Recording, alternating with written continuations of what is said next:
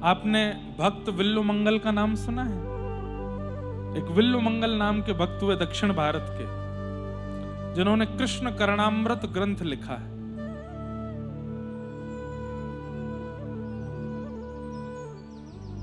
अस्ति स्वस्तरुणी कराग्र विलसत कल्प प्रसूना प्लुतम वस्तु प्रस्तुत वेणुना दलहरी निर्वाण निर्व्याकुलम स्रस्त स्रस्त निवद्धनि विविलसत गोपी सहस्त्रावृतम हस्तन्यस्तन तापवर्गमखिलो दारम किशोराकृति। ऐसे श्लोकों की रचना जिन्होंने की वो श्री विल्लु मंगल जी। दक्षिण भारत में आपका जन्म हुआ था।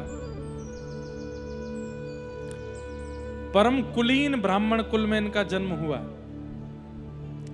परंतु एक बार नदी पार करके पल्ली पार जब पहुंचे तो वहां एक वैश्या को इन्होंने देख लिया। इनका विवाह हो चुका था, लेकिन परम सुंदरी वैश्या को देख करके उस पर मन ऐसा अटका,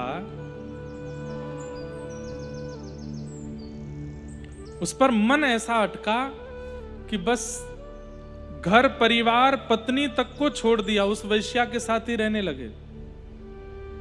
गीता में भगवान एक बात कहते हैं ना, नमे भक्त्या प्रणश्यति, मैं अपने भक्त का पतन नहीं होने देता।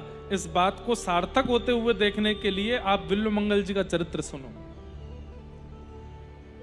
अगर एक बार किसी ने भावपूर्ण रूप से अगर अपने मुख से कह दिया, हे कृष्ण मैं आपका हूं, हे नाथ आप मेरे हो, बस एक बार किसी ने भावपूर्ण रूप से, किसी के कहवे में नहीं, किसी के जबरदस्ती, किसी के फोर्स में ये ना कहा, भाव से कह दिया, हे नाथ मैं आपका हूं, हे नाथ आप मेरे हो, इसके बाद वो भले ही जीवन में कभी दोबारा भजन ना किया हो, एक बार भी अगर उसने ठाकुर जी से ऐसा कहा है, जिस दिन उसका पतन हो रहा होगा ठाकुर जी रक्षा करने आते हैं।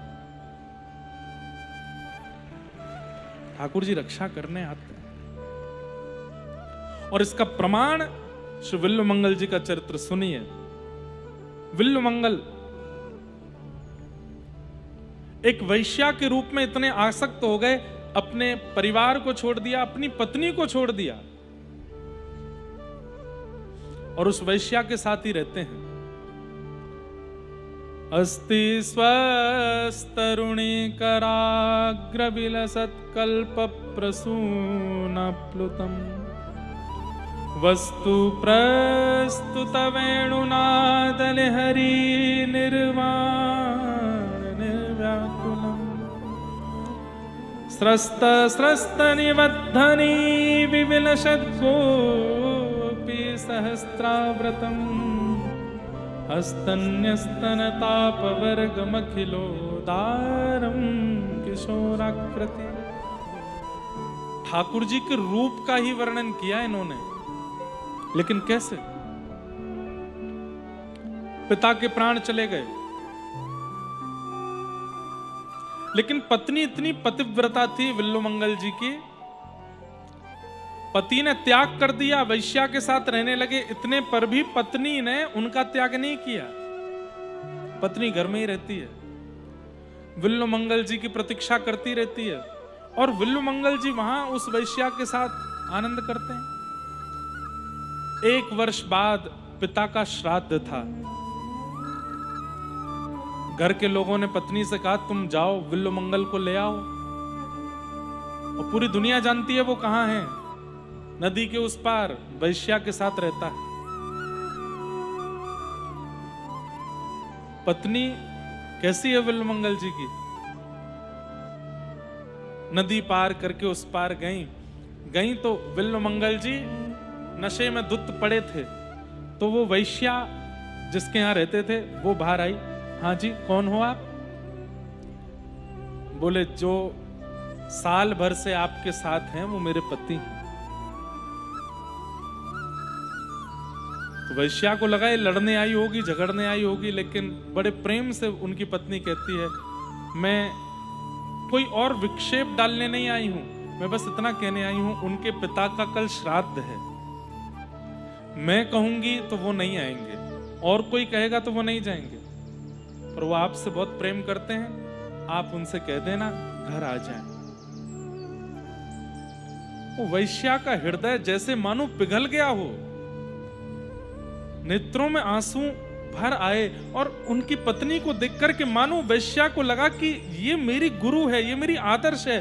कहां मैं केवल लोक रंजन में लगी रहती हूं, अपना जीवन पूरा निकाल दिया।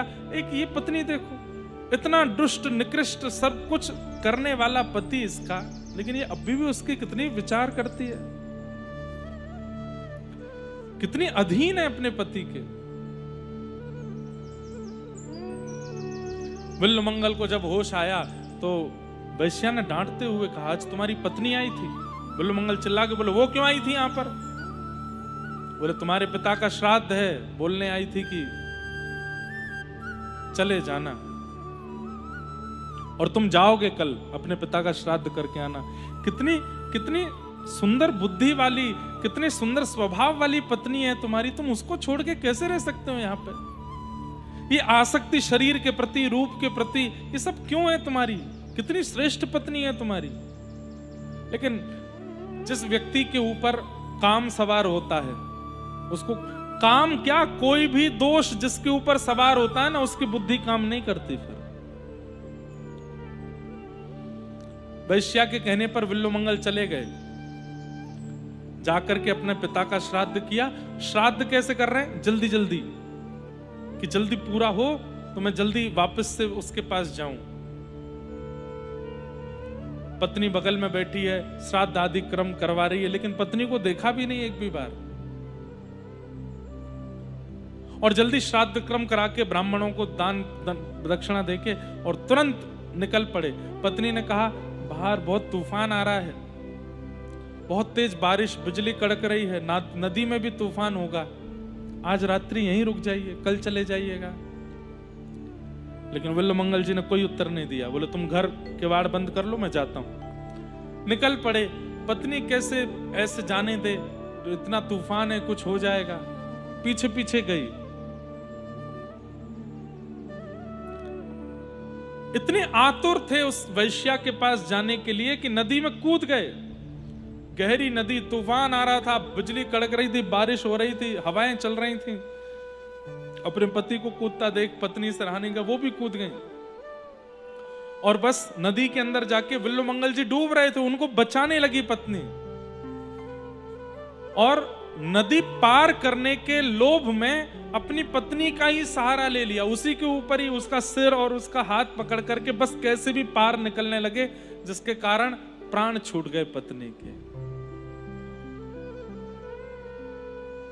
और ये भी नहीं कि किसका हाथ मैंने पकड़ा था, किसके सिर को मैं नीचे दबा रहा था ऊपर आने के लिए, उसको तो बाहर निकालूं। ऐसा काम सवार था सिर पर कि देखा भी नहीं पीछे मुड़ के कौन है, पार पहुंच के चलते बने। जैसे ही पहुंचे, उस वैश्या ने द्वार खोला। उसने कहा, तुम आ गए? ये तो रात हो गई है, तुम्हारे पिताजी का श्राद्ध था, आज तुम घर रुकने वाले थे, तुम्हारी पत्नी आई थी, तुम क्यों आ गए? तुम्हें देखे बिना रहा नहीं जा रहा था, तुम्हारी बहुत याद आ रही थी, इसलिए दौड़ा चला आया। अरे अपनी स्थिति तो देखो, अपनी हालत देखो, और इतने तूफान में तुमने नदी पार कैसे की? बोले, तुमने कोई नौका भेजी थी ना मेरे लिए, वो एक नौका जैसे नीचे आई थी, बस उसी पर चढ़ के आ गया। बोले, मैंने कोई नौका नहीं भेजी, चलो देखो। तो जा करके देखा तो नदी के किनारे पर पत्नी मरी पड़ी थी। वैश्या ने इतना डांटा, अरे तुम कैसे व्यक्ति हो, अपने पिता के श्राद्ध की रात्रि पर भी घर नहीं रुके, इतने रूप में और इतने शरीर में आसक्त हो कि दौड़े चले आए, नदी में कूद गए। तुम्हारी पत्नी तुम्हारी रक्षा के लिए कूदी थी, तुम उसके ऊपर चढ़ करके उसको दुबा करके यहां चले आए, और तुम्हारे मन में एक बार भी नहीं आया कि पीछे मुड़ के देख तो लूं कौन था। ऐसी रूप की आसक्ति, ऐसे तन की आसक्ति, इन आसक्तियों का कोई लाभ नहीं है। कुछ वर्ष बाद मेरा शरीर वृद्ध हो जाएगा, फिर कहां जाओगे? फिर किसी और को ढूंढोगे। अरे इतनी आसक्ति, इतना श्रम, इतना परिश्रम, इतना प्रेम ठाकुर जी से किया होता तो ठाकुर जी मिल जाते तुमको। पाप कर चुके हो तुम, अनंत पापों का बोझ है तुम्हारे सिर पर, अब मैं तुम्हारा त्याग करती हूं, आज के बाद मेरे साथ मत रहना। और तुम्हारी पत्नी एक बार का उसका दर्शन मुझे इतनी शिक्षा देकर के चला गया है, तुम्हारी पत्नी को ही गुरु रूप मान करके मैं भी अब भजन में जा रही हूं, मैं भी अपना वैश्या रूप जो है उसका त्याग कर रही हूं। चली गई, रोते रहे नदी के किनारे बैठे बैठे। तब जीवन की सच्चाई पता चली। बंधुओं देखो, एक बात सुनिएगा, जैसे बिजली का तार होता है ना, स्विच ऑन करने पर उसमें करंट का संचार होता है। अब अगर बिजली के तार के अंतिम छोर से किसी बल्ब को स्पर्श करा दोगे तो प्रकाश हो जाएगा, लेकिन उसी बिजली के तार के अंतिम छोर को किसी व्यक्ति से छुपा दोगे तो मर जाएगा। ठाकुर जी के द्वारा हम सबके अंदर पूर्ण ऊर्जाएं प्रदान की जाती हैं। आंखों में देखने की, कानों में सुनने की, नासिका में ग्रहण की, जीभ में स्वाद की, हाथों में पकड़ने की, पैरों में चलने की, संपूर्ण इंद्रियों में सारी ऊर्जाएं प्रदान की जाती हैं ठाकुर जी के द्वारा। अब उस ऊर्जा को हम संसार के उपभोग में लगा रहे हैं कि ठाकुर जी की सेवा में लगा रहे हैं, ये हमारे ऊपर निर्भर करता है। हम संसार में अगर उस पूरी ऊर्जा का व्यय कर रहे हैं तो एक प्रकार से हम नंगे तार से किसी व्यक्ति के प्राण ले रहे हैं, उसी के समान है। लेकिन उसी ऊर्जा को हम भक्ति में लगा रहे हैं, ठाकुर जी की प्राप्ति में लगा रहे हैं, तो एक प्रकार से हम अंधेरे में उजाला कर रहे हैं उस तार को बल्ब से छुपा के। ऊर्जा हम सब में है, पर उस ऊर्जा का व्यय हम कहां करते हैं ये हम पर निर्भर करता है। विल्लू मंगल जी ने कहा, मैंने आधा जीवन तो विषय भोग में निकाल दिया, लेकिन आज तक तृप्त नहीं हुआ, अब जाता हूं ठाकुर जी की प्राप्ति में। निकल पड़े और एक आश्रम में पहुंचे, गुरुदेव की शरण में जाकर के गुरु मंत्र लिया और कुछ वर्षों तक जप करने के बाद अपने आप को पवित्र किया। बस अब इच्छा होने लगी कि मैं वृंदावन जाऊं, जाकर के ठाकुर जी का भजन करूं। जैसे ही निकले, अब देखो कितना बलवान होता है काम, कितना बलवान होता है क्रोध, कितना बलवान होता है ये संसार के विषय। एक बार आपके अंदर आ जाते हैं, इनको निकालना कितना मुश्किल है। इतने वर्ष तक गुरु आश्रम में रहने के बाद विल्लू मंगल जी अब पवित्र हो चुके थे, लेकिन जैसे ही उस आश्रम से निकले, जा रहे थे वृंदावन की ओर, तभी देखा एक सरोवर के किनारे परम सुंदरी कन्या जल भर रही थी। नेत्रों ने जैसे ही देखा फिर रुक गए और बस उसके रूप को देखने में लगे। कहने का अभिप्राय क्या है? 2, 4, 10 वर्ष के भजन से हमारा विकार नष्ट नहीं होता है, वो जाता है। बस ऐसा हमें लगता है कि अब चला गया, लेकिन गई हुई वस्तु वापस जरूर आती है। जब तक वो नष्ट नहीं होगी तब तक आप भजन करते ही रहिए। विल्लू मंगल जी ने सोचा कि उनके चित्त का काम अब नष्ट हो गया। नष्ट नहीं हुआ था, वो कुछ दिन के लिए गया था, वापस आ गया। स्त्री को देख के फिर से उसको देखने लगे। वो थोड़ी सी विचलित हुई, जल लेकर के घर की ओर जाने लगी तो उसका पीछा करने लगे। दौड़ करके घर के अंदर घुसी, अंदर से किवाड़ बंद कर ली। पति ने कहा, क्या हुआ? पता नहीं, कोई साधु वेश में है और मेरे पीछे पीछे यहां तक चला आया है, ऐसे देख रहे हैं, मुझे तो बहुत विचित्र लगता है। पति ने द्वार खोल के देखा तो हाथ में माला लगी थी, गले में कंठी पहनी थी और साधु का सा ही रूप विल्लू मंगल जी का। पति समझ गए, भजन तो किया है, भजनानंदी तो है, लेकिन अभी विषय पूर्ण रूपेण नष्ट नहीं हुआ। कोई बात नहीं, भजन में इतनी सामर्थ्य है कि कुछ दिन भी अगर भजन का आश्रय लिया होगा तो वह लुटने नहीं देगा, वह भजन नष्ट होने नहीं देगा, वो भजन तुम्हारा नाश होने नहीं देगा। नमे भक्त्या प्रशति, मैं अपने भक्त को पतन नहीं होने देता। ठाकुर जी ऐसा कह रहे हैं, इसका पतन नहीं होगा, अंदर बुलाओ। पत्नी बोली, कैसी बात कर रहे हो? बोले, हाँ अंदर बुलाओ। घर के अंदर बुलाया, पत्नी से कहा, तुम श्रृंगार करो अपना, जाओ सुंदर बन के आओ। पत्नी बोली, कैसे पति हो आप? कोई मेरा पीछा करके आया, आप कह रहे हो श्रृंगार करके आओ? बोले अगर इसने भजन किया होगा तो ये बचेगा, और अगर इसके भजन में कमी होगी तो आज इसका स्पष्टीकरण इसी को हो जाएगा कि ये किस स्थिति में। घर में बुलाया, उसकी खूब सेवा की, भोजन प्रसाद पवाया। विल्लु मंगल जी बोले अब मेरा मन है कि मैं आपके घर में ही थोड़ा निवास कर लूं, थोड़ा आराम कर लूं। तो उस कन्या के पति ने कहा हमारे कक्ष में थोड़ा सो लीजिए। कक्ष में गए, उस स्त्री से बोले सुनो थोड़ा जल लेके आना। तो विल्लु मंगल जी ने कहा, तो जल लेने के लिए गई। जैसे विल्लु मंगल जी के पास आई, उसके रूप को देख करके अचानक से विल्लु मंगल जी के नेत्र बंद हुए और अपना पूर्व का जो स्वरूप था वो याद आया। यही हुआ था पहले भी, किसी के रूप में आसक्त होकर के मैंने सब नष्ट किया, सब बर्बाद किया। अंततो गत्वा, सब कुछ नष्ट करके अपनी पत्नी का त्याग करवा के पिता की हत्या भी मेरे ही कारण हुई। आज मैं जैसे तैसे संभल करके सुधरा और आज फिर उसी स्थिति में जा रहा हूं, फिर से किसी के रूप में आसक्त हो रहा हूं। अब नहीं विल्लु मंगल, अब नहीं। एक बार तू अपना पतन कर चुका है। और एक बात याद रखिएगा बंधुओं, एक बार पतन हुआ, संभल गए, ठीक है, लेकिन संभलने के बाद दोबारा गिरे फिर नहीं उठ पाओगे। एक बार गिर करके उठा जा सकता है इस संसार में, लेकिन दूसरी बार गिर के नहीं उठा जा सकता। दूसरी बार गिरे तो फिर गिर ही जाओगे। इसलिए जो युवा भाई बहन यहां बैठे हैं, अभी आप युवा हो, आपके अंदर खूब ऊर्जा है, संसार के विषयों को भोगने का खूब बल है आपके पास। अभी आप किसी के रोकने से, बताने से भी नहीं रोकोगे। लेकिन एक बार पतन हो और तब यदि आत्मग्लानि हो कि मैंने गलत किया, उसी समय उठ खड़े होना। और उसके बाद जब खड़े हो तो याद रखना दोबारा नहीं करना, क्योंकि दोबारा यदि गिरे फिर नहीं संभल पाओगे।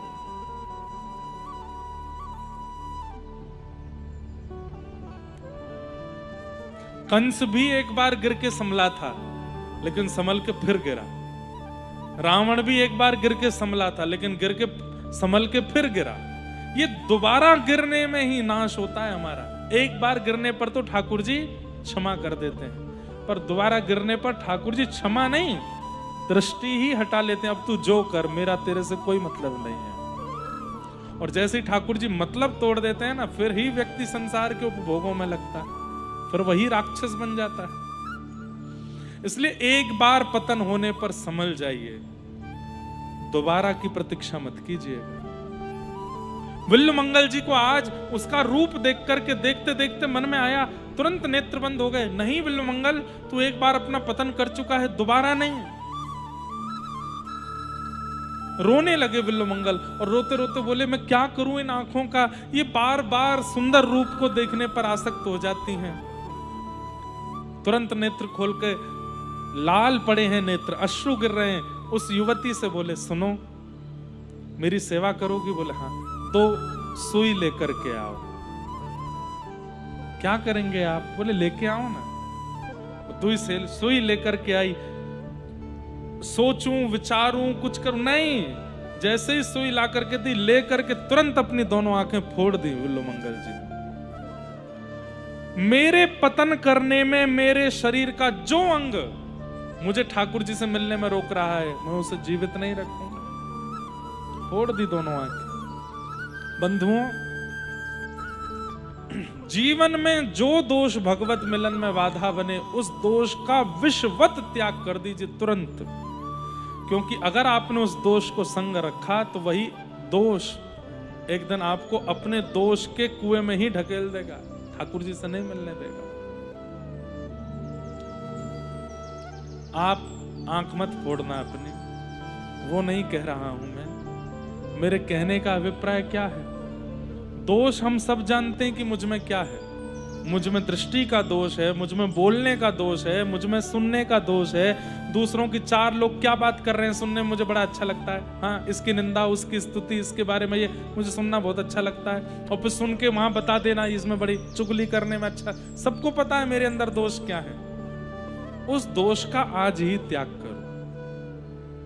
क्योंकि वो दोष ही कारण है जो भगवत मिलन में बाधा बन रहा है। विल्व मंगल जी ने नेत्र फोड़ लिए और नेत्र फोड़ करके ले ली लठिया हाथ में। वो तो बेहोश हो गई युवती सामने। ये क्या, कितना कितना विभत्स रूप देखने को मिला मुझे।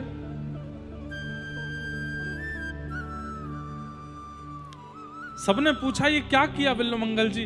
बोले कि भैया अब इस संसार को नहीं देखूंगा, इन नेत्रों को पाके जिनको देखना चाहिए अब उन्हीं को देखूंगा।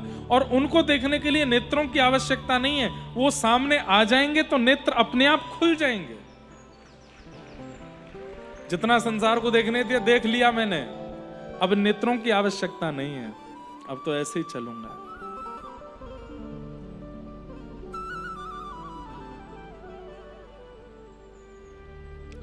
हरि जी मैं नैनहीन तुम नैना,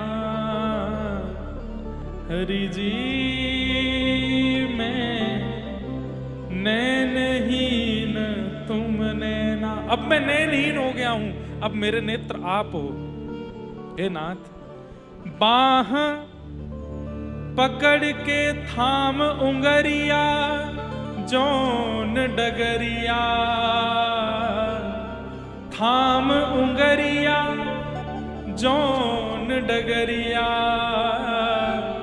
ले चालो तुम जाने, हरि जी मैं नैनहीन तुम नैना।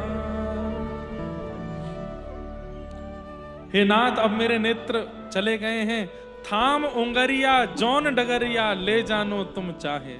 आप जहां ले जाओगे वहां चलूंगा।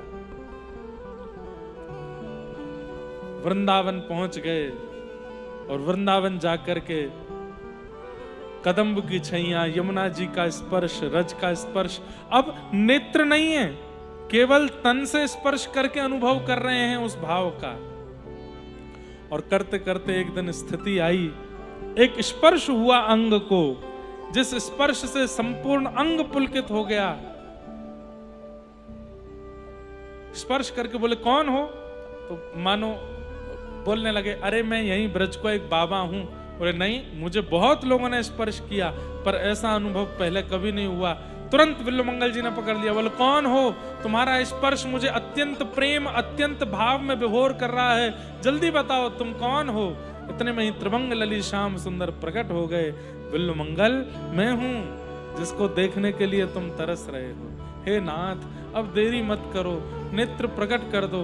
ठाकुर जी ने तुरंत नेत्रों पर हाथ रखे, फूटे हुए चक्षु विल्व मंगल जी के प्रकट हो गए और त्रिभंग ललित श्याम सुंदर के मनोहर मधुर रूप का दर्शन उन्होंने कर लिया।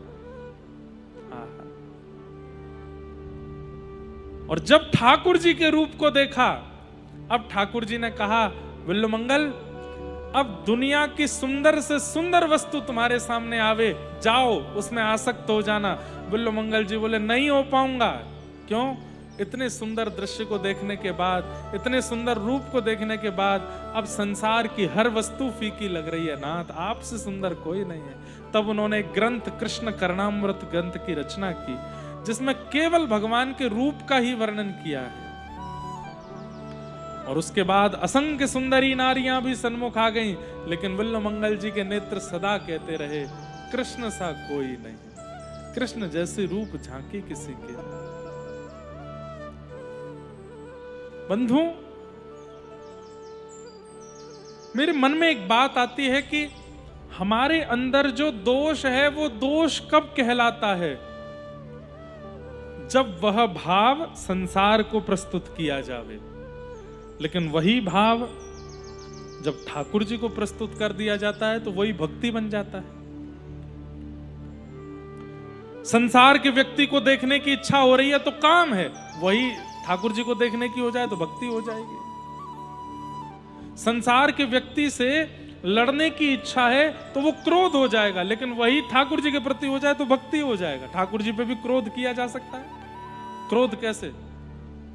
जैसे जनाबाई करती थी, जैसे मीराबाई करती थी, जैसे सूरदास करते थे, सब भक्तों ने भी ठाकुर जी पे क्रोध किया।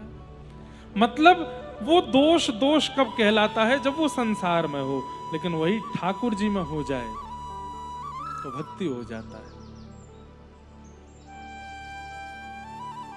ऐसे बिल्लो मंगल। तो श्रीमद् भागवत क्या करती है? वैद्यम वास्तवमत्र वस्तु शिवदम तापत्रयोन्मूलनम। भगवान से हमारा संबंध कराती है। कैसा संबंध? शिवदम, कल्याणकारी। 7 दिन की कथा सुनकर के ठाकुर जी से आपका कोई संबंध होना चाहिए। मेरे ठाकुर जी कौन है? मेरे ये, ऐसी भावना प्रकट होनी चाहिए। और कैसा संबंध? बोले कल्याणकारी। और भागवत क्या करती है? बोले तापत्रयोन्मूलनम, तीनों तापों को उन्मूलन कर देती है। हमारे जीवन में जितने कष्ट हैं, कष्ट तो आएंगे पर उन कष्टों का अनुभव नहीं होगा, पता नहीं चलेगा कब कब में आए चले गए, ऐसा जीवन हो जाता है। श्रीमद्भागवते महामुनि कृते किंबा परैरीश्वरः सद्यो हृद्यवरुध्यते त्रिकृतभिः शुश्रूषुभिस्तत्क्षणात्। जिन कथा को सुनने की इच्छा मात्र से चित्त में ठाकुर जी आके विराजमान हो जाते हैं, ऐसी भागवत को हम बारंबार प्रणाम करते हैं। आपको एक हफ्ता पहले मानो कोई बोर्ड दिखाई दिया और आपको, अरे अहिल्यानगर में कथा है, मैं तो सुनने जाऊंगा। जैसे ही आपने मन बनाया मैं सुनने जाऊंगा, उसी क्षण आपके चित्त में राधा रमन लाल प्रकट हो गए। आप नहीं आए हो कथा में, आप नहीं आए हो कथा में, ठाकुर जी लेके आए हैं आप। और आगामी 7 दिन तक ये चित्त में ही रहेंगे। कथा कराने वाले, कथा करने वाले, कथा सुनने वाले, सबके चित्त में ठाकुर जी आके बैठ जाते हैं, वही लेके आते हैं कथा में। बस 8वें दिन भी वो चित्त में रहें, क्योंकि ऐसा होता है कथा विश्राम होती, ठाकुर जी चले जाते हैं। आप लोगों को ऐसा प्रयास करना है कि वो जाए ना, सदा यही रहे। हो तू न संभाले तो हमें कौन संभाले, ओ तू न संभाले तो हमें कौन संभाले। हे जगन्नाथ, गाइए हमारे साथ, ऊंचे स्वर में गाओ।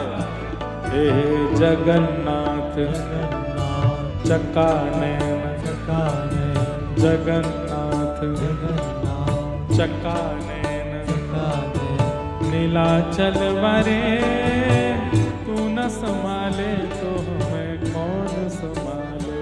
हो तू न संभाले तो हमें कौन संभाले।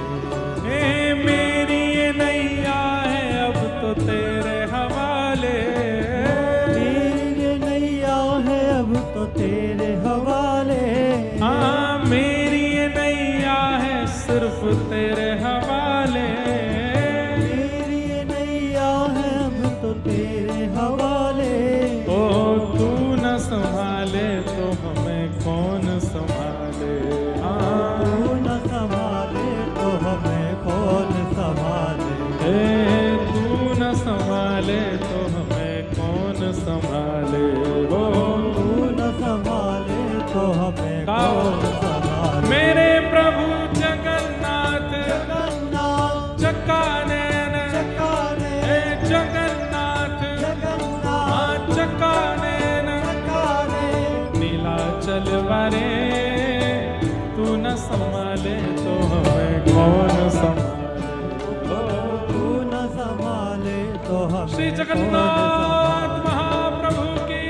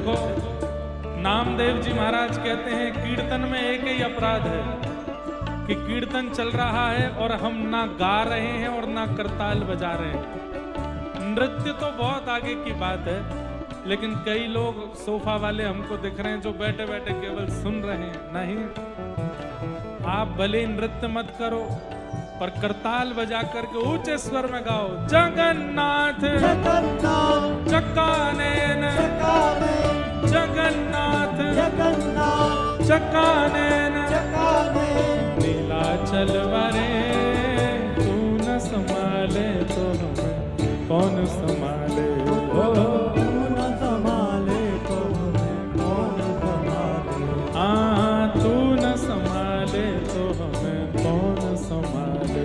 तू न संभाले तो हमें कौन संभाले। हे बलभद्र सुभद्रा संग आप विराजे, सुभद्रा में आप विराजे। हाँ बलभद्र सुभद्रा संग आप विराजे। सुभद्रा संग आप विराजे। ओ तू न संभाले तो हमें कौन संभाले। ओ तू न संभाले तो हमें कौन संभाले। हाँ, तू न संभाले तो हमें कौन संभाले। तू न संभाले तो हमें कौन संभाले। मेरे प्रभु जगन्नाथ जगन्नाथ चक्कानैन जगन्नाथ चक्कानैन नीलाचल वरे तू न संभाले तो हमें कौन संभाले। तू न संभाले तो हमें कौन संभाले। ओ मेरे बिगड़े काज स्वामी आप संभाले। मेरे बिगड़े रामनाथ आप सवारे। हाँ, मेरे बिगड़े काज स्वामी आप संभाले। मेरे बिगड़े काज सारे आप सवारे। हमें तू न संभाले तो हमें कौन संभाले। तू न संभाले तो हमें कौन संभाले। हाँ, तू न संभाले तो हमें कौन संभाले। तू न संभाले तो हमें कौन संभाले। मेरे प्रभु जगन्नाथ चक्कानैन हे जगन्नाथ जगन्नाथ चक्कानैन नीलाचल वरे तू न संभाले तो हमें कौन संभाले। हाँ, तू न संभाले तो हमें कौन संभाले।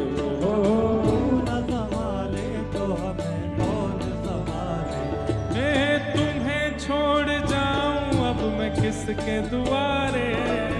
तुम्हें छोड़ जाऊं अब मैं किसके दुआरे। हाँ, तुम्हें छोड़ जाऊं अब मैं किसके दुआरे। तुम्हें छोड़ जाऊं अब तो किसके दुआरे। आज हम भी कथा पूरी करके आपके अहिल्यानगर में भी श्री जगन्नाथ जी विराजमान है, वहीं दर्शन करने जा रहे हैं। तो हमने कहा कि जगन्नाथ जी को यहीं प्रणाम करके जाते हैं और अहिल्यानगर के श्री जगन्नाथ जी का दर्शन करके आएंगे आज। तो बस उन्हीं के दरबार में जा रहे हैं, तो आपको बस थोड़ा, आप लोग मत आना, आप लोग यहीं से घर जाना। हाँ, हम जाएंगे वहाँ, यहीं पर अनुभव कर लो। तुम्हें छोड़ जाऊं अब मैं किसके दुआरे। तुम्हें छोड़ जाऊं अब तो किसके दुआरे। तुम्हें छोड़ जाऊं अब मैं किसके दुआरे। तुम्हें छोड़ जाऊं अब तो किसके दुआरे। तू न संभाले तो हमें कौन संभाले। तू न संभाले तो हमें कौन संभाले। हाँ, तू न संभाले तो हमें कौन संभाले। तू न संभाले तो हमें कौन संभाले। मेरे प्रभु जगन्नाथ जगन्नाथ चक्कानैन